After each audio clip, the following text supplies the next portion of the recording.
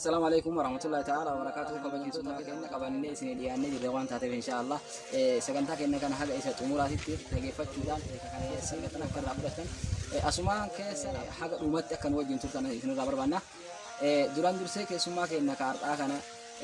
يا مسكين إنه واتني أسيت نورجا مدافع بايته خبرة تفنى إسانين إسوال برسيسو بربنان تاتف كسمع جل كبرت مكان إنساني مالكته أسمع برتني دوران درسي أستاذ السلام عليكم ورحمة الله تعالى وبركاته. وعليكم السلام ورحمة الله تعالى وبركاته. مكان لقي فتوة دوران درسي مكان ربيتين أكسم إيجاسي مكان لقي فتوة كينا يكون هردوسة كيناتين وامسكنا واتني ونرجو كيسني بايته كول فادا قالتهم ما تنجنا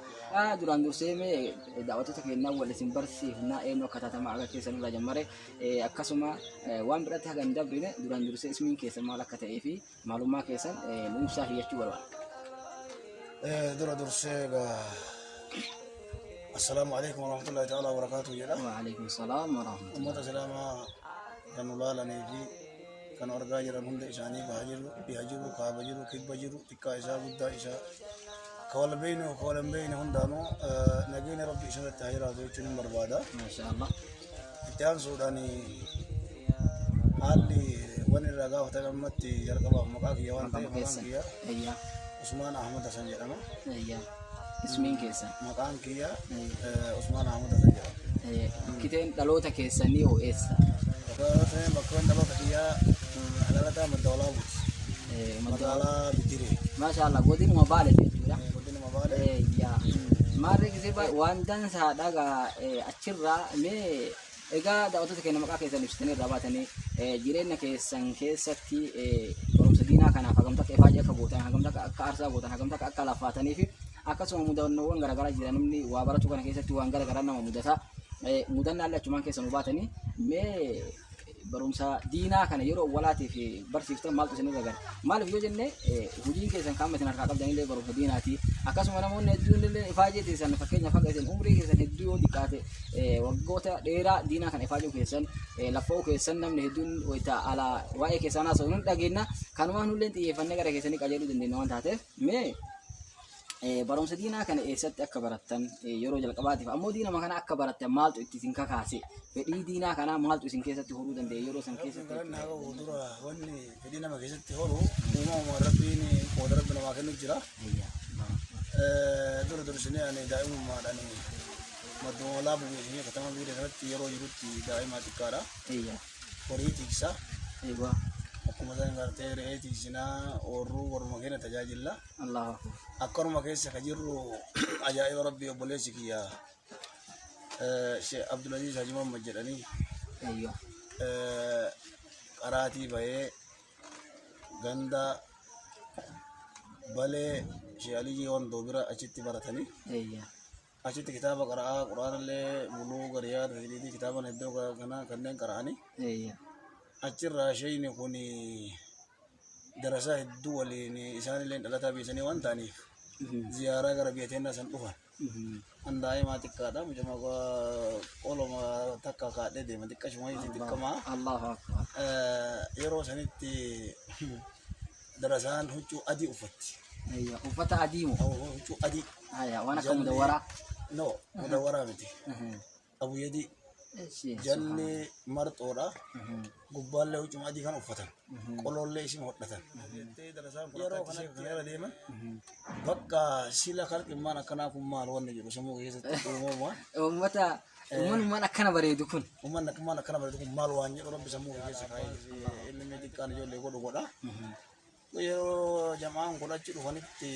ajaa'iba rabbii wanni kun likkii malee natti bareede jamaan kun sifoota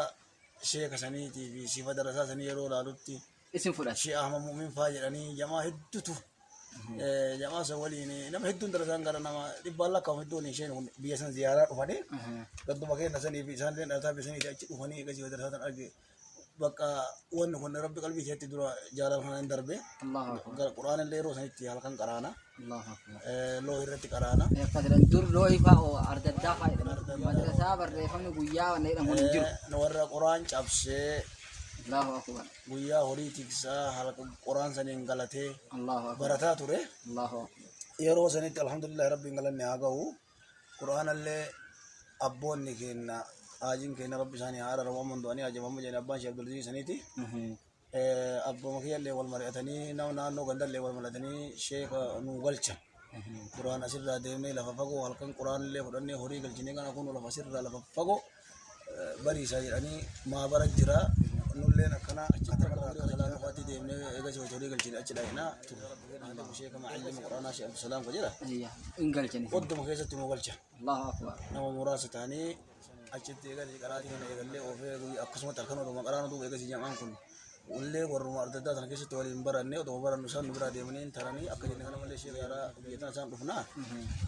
ana le won kun lekki male natti mi aye natti tole kaluma tan ba jede tikse mo dikka abara allahu akbar anille ni marto matakka fi marto abu yaji fi kolom gubba ga tan namme ke nam senara timbeka ufan manu sani ufan manu ka boga mo anille allahu akbar ana mayro sai to qarati de mo yale na jitti na dogun sana sheikh sigal chine quran le sausi qarata nan ina dogun malanje jalabati allahu akbar wa tabadu emi jalabado chen bi de na dole kuma shimbe de netti haji zara dirre mudani iya gariba kunno borana rado mata garri allahu akbar kafanin be allahu akbar kana jala kayan allah boya hori bakuma na erga san tidise allah yo kana jala qur'ana tokko charka kaba kari talle duranu fanne wadde tam akasati qaraw qabadi kitti sito de qur'ana tokko so jala kaba sane bira fudde allah ambatana jala garagale la fambeku na mambeku allah yero saniti deme waka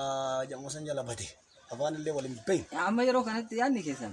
ya ummata kana tu diina kana naqarasisa irra qaraa jechaaf jala deemtamu amma yero qarati magara jar kun jirtu ina de kun sin dallo manna cingun no qara bidire duba achira duba jaban garan asim jihan garana daima kiyanin daga aka wan diina kun garani allahu akbar amma si mal setan in dubbata yero hunda abbana da kiyallen hatillen akakayullen asi gubba nanaw magoro kana laduma kana ambatan le ganate daga allahu adada fiye sit daga rahim hedun gara jira wanjun ambitin de awal asira wala shigalte jama kana sit daga antaka jani garre garan jirani daga gulone guran daga male mbeku ka do fembe ko ndai mate kishuda sena wayta bi hasani wan garana be ta kana gon ha warri rahim aratiya dallu bobiya jirani ega si ammo abang ya gar gubba wayta bal ulbahan kono sini damule rawayta segara ro ganda ro nagaya jirangkan ana magoro kana kesa siru jama kana jala ka yero ka itti adunen di timiti jama na fanin be kana jama kana mo jama ifirana arian warana wallahi wa warana wanna kan nareba aha awwalan yu namni sinjala ka dan kono bar nama isini falat nam fala awan be jarille muda yati aha isini andi kada ko hodde jalmade ma be tikishuda eshi yero sai jarina ariti allah wati sin arito ci faga de wati sira male ne garta na do hodde tum jalade allah do hodde tum jalade akasamati wayta ammo halkan bu e way na ariti yo do ko sim bulte bula allah munire asma de me imbula amalen ka imbula amalen kasamat de mami allah